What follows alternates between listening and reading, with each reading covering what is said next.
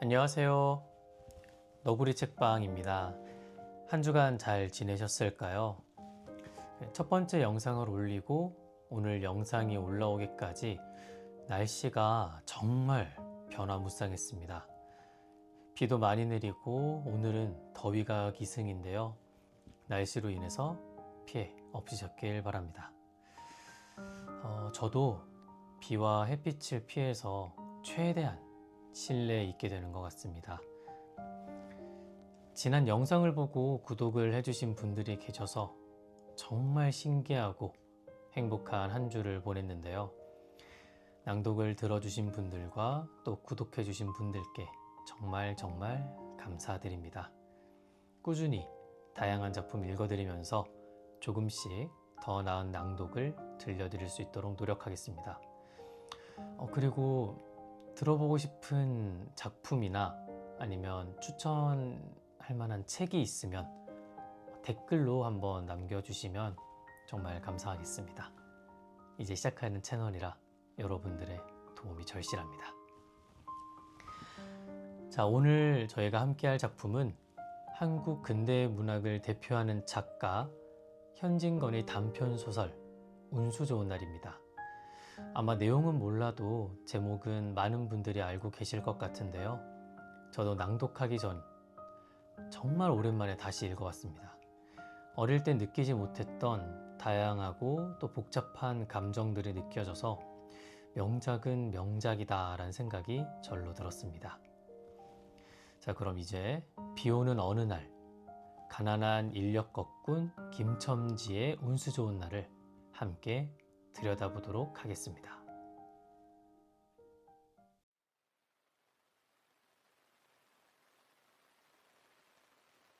운수 좋은 날, 현진건. 새침하게 흐린 품이 눈이 올 듯하더니 눈은 아니오고 얼다가만 비가 추적추적 내렸다. 이날이야말로 동소문 안에서 인력 꺾은 노릇을 하는 김첨지에게는 오래간만에도 닥친 운수 좋은 날이었다. 문 안에 들어간답시는 앞집 마나님을 전찻길까지 모셔다 드린 것을 비롯하여 행여나 손님이 있을까 하고 정류장에서 어정어정하며 내리는 사람 하나하나에게 거의 비는 듯한 눈길을 보내고 있다가 마침내 교원인 듯한 양복장이를 동광학교까지 태워다 주기로 되었다. 첫 번에 30전, 둘째 번에 50전. 아침 대바람에 그리 흉하지 않은 일이었다. 그야말로 재수가 옴붙어서 근 열흘 동안 돈 구경도 못한 김첨지는 10전짜리 백통화 서푼 또는 5푼이 찰깍하고 손바닥에 떨어질 때 거의 눈물을 흘릴 만큼 기뻤었다. 더구나 이날 이때 이 80전이라는 돈이 그에게 얼마나 유용한지 몰랐다. 컬컬한 목에 모주 한 잔도 적실 수 있거니와 그보다도 앓는 아내에게 설렁탕 한 그릇도 사다 줄 수 있습니다. 그의 아내가 기침으로 쿨룩거리기는 벌써 달포가 넘었다. 조밥도 굶기를 먹다시피 하는 형편이니 물론 약 한 첩 써본 일이 없다. 구태여 쓰려면 못 쓸 바도 아니로되 그는 병이란 놈에게 약을 주어 보내면 재미를 붙여서 잡고 온다는 자기의 신조에 어디까지 충실하였다. 따라서 의사에게 보인 적이 없으니 무슨 병인지는 알 수 없으나 반드시 누워가지고 일어나기는커녕 새로 모로도 못 눕는 걸 보면 중증은 중증인 듯.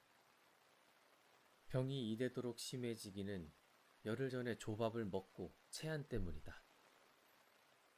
그때도 김첨지가 오래간만에 돈을 얻어서 좁쌀 한 대와 10전짜리 나무 한 단을 사다 주었더니 김첨지의 말에 의하면 오라질년이 천방지축으로 남비에 대고 끓였다.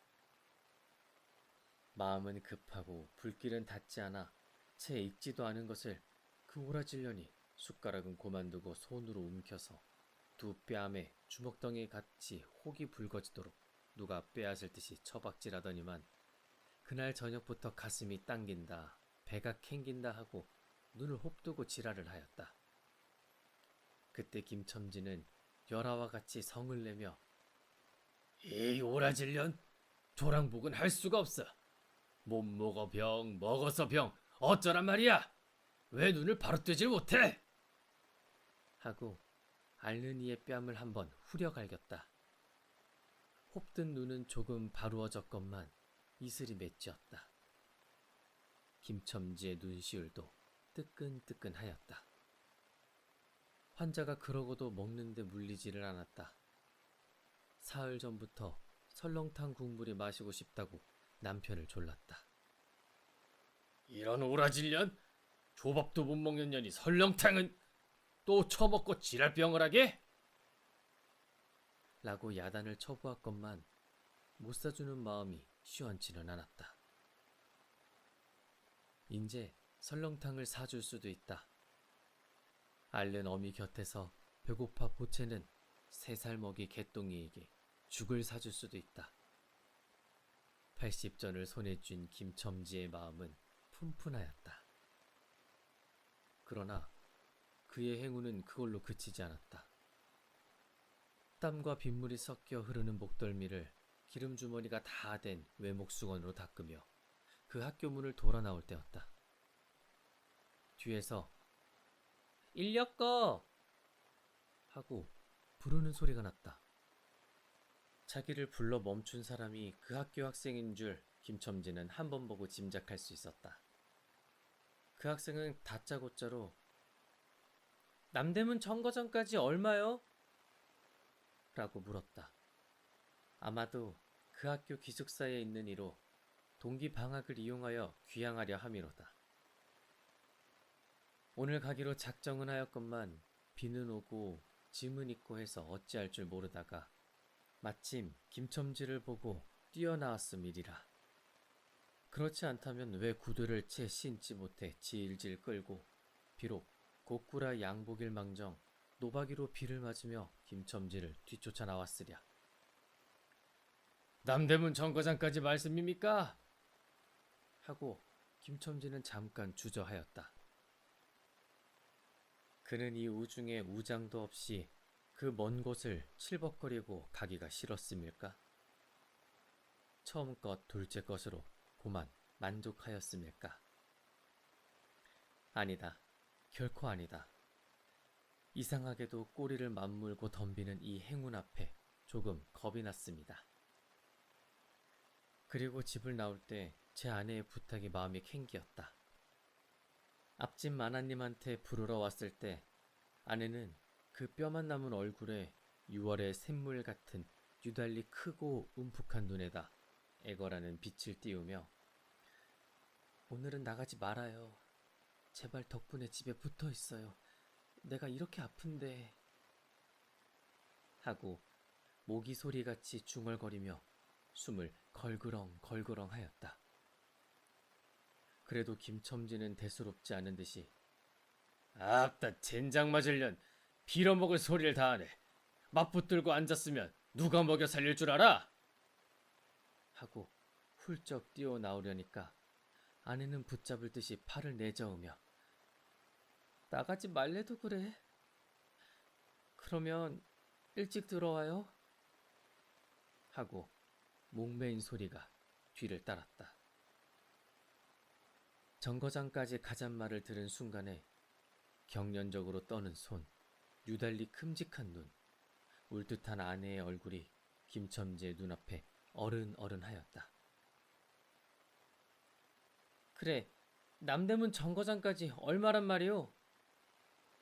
하고 학생은 초조한 듯이 인력거꾼의 얼굴을 바라보며 혼잣말같이 인천차가 11점이 있고 그 다음은 서로 2점이던가 라고 중얼거린다.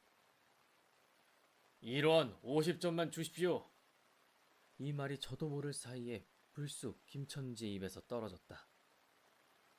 제 입으로 부르고도 스스로 그 엄청난 돈 액수에 놀래었다. 한꺼번에 이런 금액을 불러라도 본 지가 그 얼마만인가. 그러자 그 돈벌 용기가 아내에 대한 염려를 사르고 말았다. 설마 오늘 안으로 어떠랴 싶었다.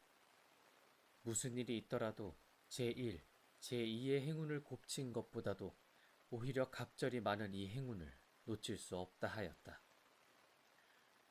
이런 50전은 너무 과한데? 이런 말을 하며 학생은 고개를 기웃하였다. 아니올시다. 이 수로 치면 여기서 거기가 시오리가 넘는답니다. 또 이런 진날에는 좀 더 주셔야지요. 하고 빙글빙글 웃는 차부의 얼굴에는 숨길 수 없는 기쁨이 넘쳐 흘렀다. 그러면 달라는 대로 줄 터이니 빨리 가요. 관대한 어린 손님은 그런 말을 남기고 총총히 옷도 입고 짐도 챙기러 갈대로 갔다. 그 학생을 태우고 나선 김첨지의 다리는 이상하게 가뿐하였다. 다름질을 한다느니 보다 거의 나는 듯하였다. 바퀴도 어떻게 속히 도는지 군다느니 보다 마치 얼음을 지쳐나가는 스케이트 모양으로 미끄러져 가는 듯하였다. 언땅에 비가 내려 미끄럽기도 하였다. 이윽고 끄는 이의 다리는 무거워졌다. 자기 집 가까이 다다른 까닭이다. 새삼스러운 염려가 그의 가슴을 눌렀다. 오늘은 나가지 말아요. 내가 이렇게 아픈데. 이런 말이 이잉잉 그의 귀에 울렸다. 그리고 병자의 움쑥 들어간 눈이 원망하는 듯이 자기를 노려보는 듯하였다. 그러자 엉엉하고 우는 개똥이의 곡성도 들은 듯 싶다. 딸꾹딸꾹하고 숨 모으는 소리도 나는 듯 싶다. 왜 이러우? 기차 놓치겠구먼. 하고 탄이의 초조한 부르짖음이 간신히 그의 귀에 들려왔다. 언뜻 깨달으니 김첨지는 인력거체를 쥐인 채 길 한복판에 엉거주춤 멈춰있지 않은가. 예. 하고 김첨지는 또다시 다름질하였다. 집이 차차 멀어갈수록 김첨지의 걸음에는 다시금 신이 나기 시작하였다. 다리를 제겨 놀려야만 쉴 새 없이 자기의 머리에 떠오르는 모든 근심과 걱정을 잊을 듯이.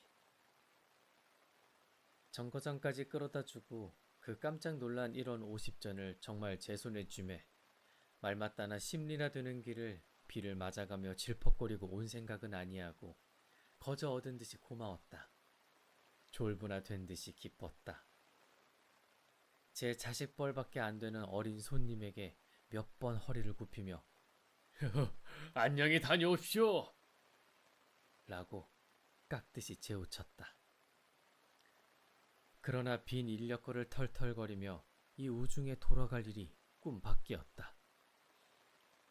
노동으로 하여 흐른 땀이 식어지자 굶주린 창자에서 물 흐르는 옷에서 어슬어슬 한기가 솟아나기 비롯하며 1원 50전이란 돈이 얼마나 괜찮고 괴로운 것인 줄 절실히 느끼었다.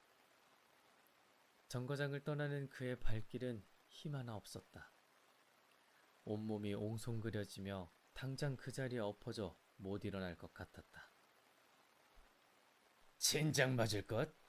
이 피를 맞으며 빈 인력거를 털털거리고 돌아올 건담? 이런 피려먹을 제 할미를 붙을 비가 왜 남의 상파를 딱딱 때려? 그는 몹시 화증을 내며 누구에게 반항이나 하는 듯이 개걸거렸다. 그럴 즈음에 그의 머리엔 또 새로운 광명이 비쳤나니 그것은 이러고 갈 게 아니라 이 근처를 빙빙 돌며 차 오기를 기다리면 또 손님을 태우게 될는지도 몰라 란 생각이었다. 오늘 운수가 괴상하게도 좋으니까 그런 요행이 또 한 번 없으리라고 누가 보증하랴. 꼬리를 굴리는 행운이 꼭 자기를 기다리고 있다는 내기를 해도 좋을 만한 믿음을 얻게 되었다. 그렇지만 정거장 인력군들의 등살이 무서워 정거장 앞에 섰을 수가 없었다. 그래서 그는 이전에도 여러 번 해본 일이라 바로 정거장에서 조금 떨어져서 사람 다니는 길과 전찻길 틈에 인력거를 세워놓고 자기는 그 근처를 빙빙 돌며 형세를 관망하기로 하였다.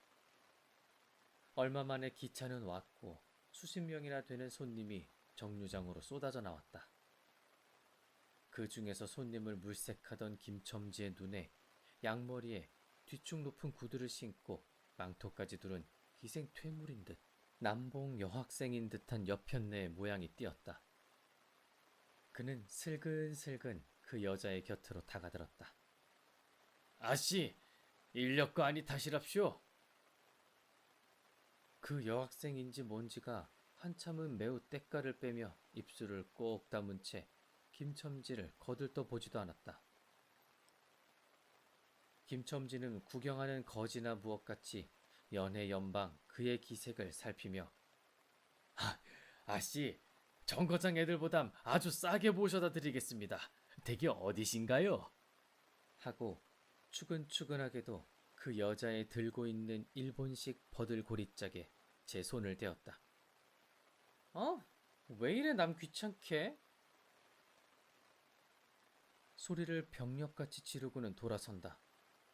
김첨지는 어랍시오 하고 물러섰다. 전차가 왔다. 김첨지는 원망스럽게 전차 타는 일을 노리고 있었다.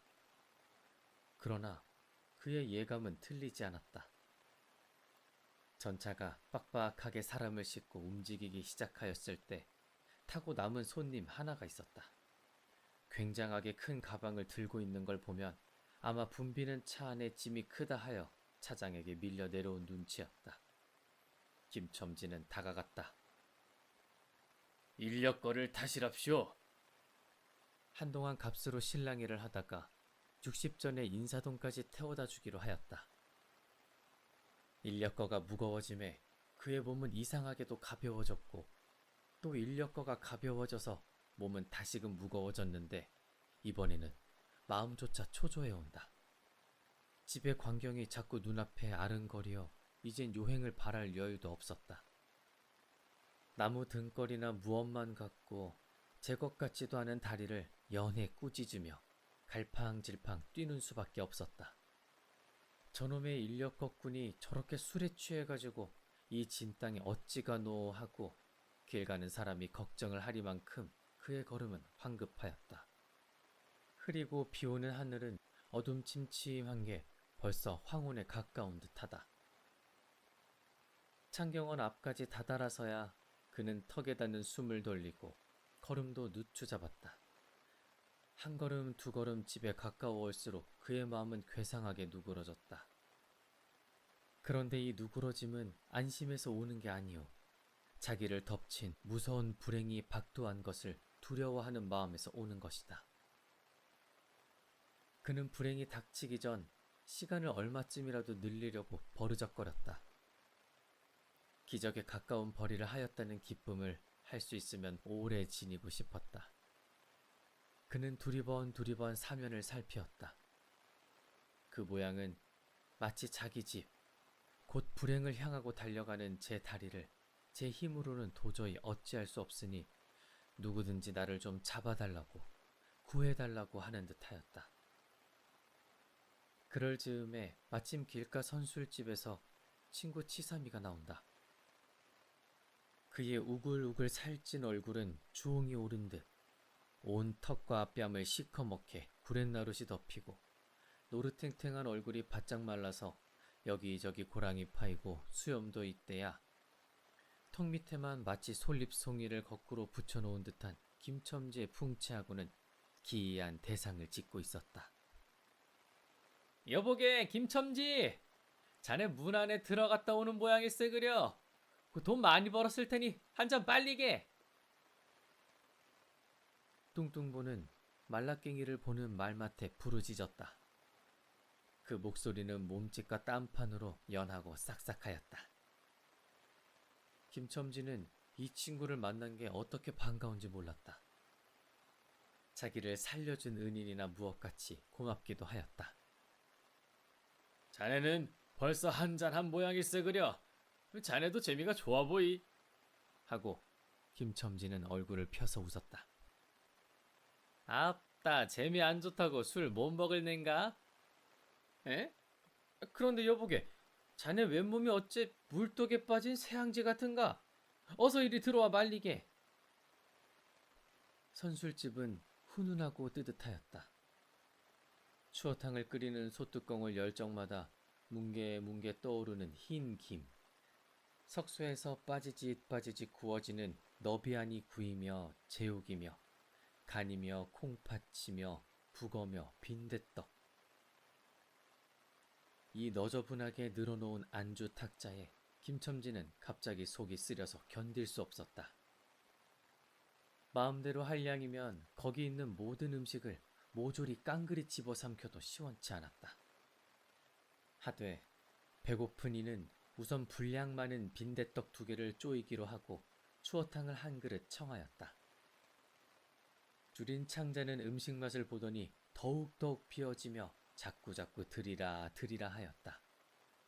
순식간에 두부와 밑꿀이 든 국 한 그릇을 그냥 물같이 들이키고 말았다. 첫째 그릇을 받아들였을 때 데우던 막걸리 곱빼기 2잔이 더 나왔다. 치사미와 같이 마시자 원원이 비어있던 속이라 찌르르 하고 창자에 퍼지며 얼굴이 화끈하였다. 눌러 곱빼기 한 잔을 또 마셨다. 김첨지의 눈은 벌써 개게 풀리기 시작하였다. 석쇠에 얹힌 떡 2개를 숭덩숭덩 썰어서 볼을 볼록거리며 또 곱빼기 2잔을 부어라 하였다. 치삼은 의아한 듯이 김첨지를 보며 여보게 또 붓다니 우리 벌써 넉 잔씩 먹었네. 돈이 40전일세. 아따 이놈아 40전이 그리 끔찍하냐? 내가 오늘 돈을 막 벌었어. 참 오늘 운수가 좋았으니. 그래?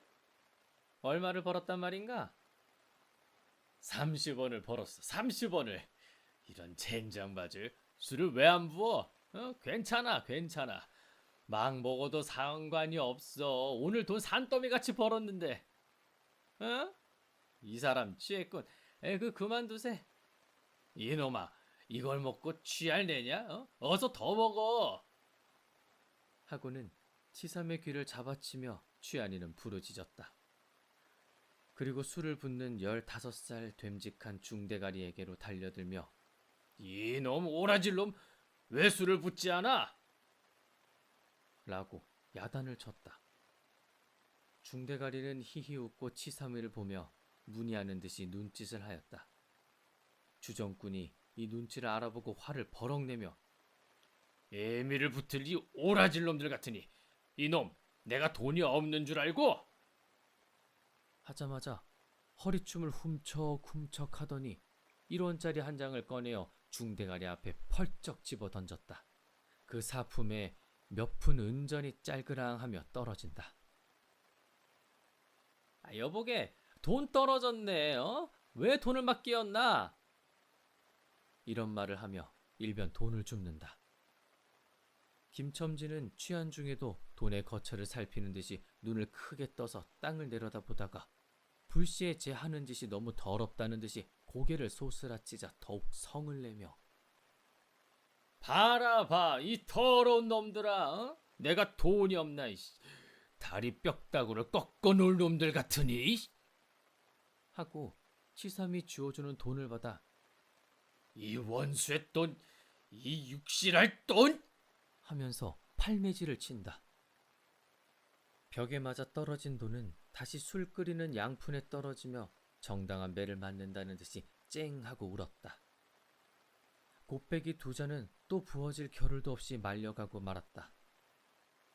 김첨지는 입술과 수염에 붙은 술을 빨아들이고 나서 매우 만족한 듯이 그 솔잎송이 수염을 쓰다듬으며 또 부어 라고 외쳤다. 또 한 잔 먹고 나서 김첨지는 치삼의 어깨를 치며 문득 껄껄 웃는다. 그 웃음소리가 어찌나 컸던지 술집에 있는 이의 눈이 모두 김첨지에게로 몰렸다. 웃는 이는 더욱 웃으며 여보게 치삼이 내 우스운 이야기 하나 할까? 오늘 손님을 태우고 정거장까지 가지 않았겠나? 그래서? 갔다가 그저 오기가 안 됐네 그려. 그래서 그 전차 정류장에서 얼음얼음하며 손님 하나를 태울 궁리라 하지 않았나. 거기 마침 만화님인지 여학생이신지 요새야 어디 논다니와 아가씨를 구별할 수가 있던가. 그 망토를 잡수시고 비를 맞고 서 있겠지. 슬근슬근 가까이 가서 그 인력거를 타시랍쇼 하고 손가방을 받으려니까 내 손을 탁 풀이찌고 획 돌아서더니만 왜 남을 이렇게 귀찮게 굴어? 그 소리야말로 꾀꼬리 소리지. 김첨지는 교묘하게도 정말 꾀꼬리 같은 소리를 내었다. 모든 사람이 일시에 웃었다. 이 빌어먹을 깍쟁이 같은 년, 누가 저를 어쩌나? 어? 왜 남을 귀찮게 굴어? 어이구 소리가 재신도 없지. 웃음소리들은 높아졌다. 그런 그 웃음소리들이 사그라지기 전에 김첨지는 훌쩍훌쩍 울기 시작하였다. 치삼은 어이없이 주정뱅이를 바라보며 금방 웃고 지랄을 하더니 우는 건 무슨 일인가? 김첨지는 연에 코를 들여 마시며 우리 마누라가 죽었다래. 뭐? 마누라가 죽다니 언제? 이놈아 언제는 오늘이지. 에끼 미친놈 거짓말 마. 거짓말은 왜? 참말로 죽었어. 정말로. 마누라 시체를 집에 뻗을져뒀고 내가 술을 먹다니. 내가 죽일 놈이야. 죽일 놈이야. 하고 김첨지는 엉엉 소리내어 운다. 치삼은 흥이 조금 깨어지는 얼굴로 원 이 사람아 참말을 하나 거짓말을 하나 그러면 집으로 가세 가 하고 우는 이의 팔을 잡아당기었다. 치삼의 끄는 손을 뿌리치더니 김첨지는 눈물이 글썽글썽한 눈으로 싱그레 웃는다. 죽기는 누가 죽어? 하고 득의양양 죽기는 왜 죽어? 어? 생때같이 살아만 있단다. 그 오라질년이 밥을 죽이지. 인제 나한테 서갔다. 하고 어린애 모양으로 손뼉을 치며 웃는다. 이 사람이 정말 미쳤단 말인가? 나도 아주 먼 내가 앓는다는 소리는 들었는데 하고 치삼이도 어떤 불안을 느끼는 듯이 김첨지에게 또 돌아가라고 권하였다. 안 죽었어. 안 죽었대도 그래. 김첨지는 화증을 내며 확신 있게 소리를 질렀으되 그 소리엔 안 죽은 것을 믿으려고 애쓰는 가락이 있었다. 기어이 일어너치를 채워서 곱빼기를 한 잔씩 더 먹고 나왔다. 굳은 비는 의연히 추적추적 내린다. 김첨지는 취중에도 설렁탕을 사가지고 집에 다다랐다. 집이라 해도 물론 셋집이요. 또 집 전체를 세든 게 아니라 안과 뚝 떨어진 행랑방 한 간을 빌어든 것인데 물을 길어대고 한 달에 1원씩 내는 터였다. 만일 김첨지가 술기운을 띠지 않았던들 한 발을 대문에 들어놓았을 때 그곳을 지배하는 무시무시한 정적. 폭풍우가 지나간 뒤에 바다 같은 정적의 다리가 떨렸으리라. 쿨룩거리는 기침 소리도 들을 수 없다. 그르렁거리는 숨소리조차 들을 수 없다. 다만 이 무덤 같은 침묵을 깨뜨린 다느니보다 한층 더 침묵을 깊게 하고 불길하게 하는 빡빡거리 그윽한 소리, 어린애의 젖바는 소리가 날 뿐이다. 만일 청각이 예민한 이 같으면 그 빡빡 소리는 빨따름이요 꿀떡꿀떡하고 전 넘어가는 소리가 없으니 빈 젖을 빤다는 것도 짐작하였는지 모르리라. 혹은 김첨지도 이 불길한 침묵을 짐작했는지도 모른다. 그렇지 않으면 대문에 들어서자마자 전에 없이 이 난장 맞을년 남편이 들어오는데 나와 보지도 않아 이 오라질년 이라고 고함을 친 게 수상하다. 이 고함이야말로 제 몸을 엄습해오는 무시무시한 증을 쫓아버리려는 허장성세인 까닭이다. 하여간 김첨지는 방문을 왈칵 열었다. 구역질을 나게 하는 축이, 떨어진 삿자리 밑에서 나온 먼지 냄새, 빨지 않은 기저귀에서 나는 똥내와 오줌 냄새, 가지각색 때가 켜켜이 앉은 옷 냄새, 병인의 땀 섞은 냄새가 섞인 축이가 무딘 김첨지의 코를 찔렀다. 방 안에 들어서며 설렁탕을 한 구석에 놓을 사이도 없이 주정꾼은 목청을 있는 대로 다 내어 호통을 쳤다. 이 오라질년, 주야장천 누워만 있으면 제일이야. 남편이 와도 일어나지를 못해. 라는 소리와 함께 발길로 누은이의 다리를 몹시 찼다. 그러나 발길에 채이는 건 사람의 살이 아니고 나무 등걸과 같은 느낌이 있었다. 이때 빽빽 소리가 응아 소리로 변하였다. 개똥이가 물었던 젖을 빼어놓고 운다. 운데도 온 얼굴을 찡그려 붙어서 운다는 표정을 할 뿐이다. 응아 소리도 입에서 나는 게 아니고 마치 뱃속에서 나는 듯하였다. 울다가 목도 잠겼고 또 울 기운조차 시진한 것 같다. 발로 차도 그 보람이 없는 걸 보자 남편은 아내의 머릿맡으로 달려들어 그야말로 까치집 같은 환자의 머리를 껴들어 흔들며 이년아, 말을 해, 말을! 입이 붙었어? 이 오라질년! 응? 이것 봐, 아무 말이 없네. 이년아, 죽었단 말이냐? 왜 말이 없어? 어? 또 대답이 없네. 정말 죽었나 보이. 이러다가 누운이의 흰 창이 검은 창을 덮은 위로 짙은 눈을 알아보자마자 이 눈깔, 이 눈깔, 왜 나를 바로 보지 못하고 천정만 바라보느냐? 응? 하는 말끝엔 목이 메이었다. 그러자 산 사람의 눈에서 떨어진 닭똥 같은 눈물이 죽은 이의 뻣뻣한 얼굴을 어룽어룽 적시었다.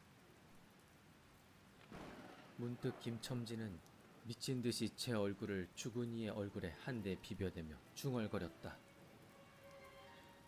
설렁탕을 사다 놓았는데 왜 먹지를 못하니? 왜 먹지를 못하니? 괴상하게도 오늘은 운수가 좋더니만.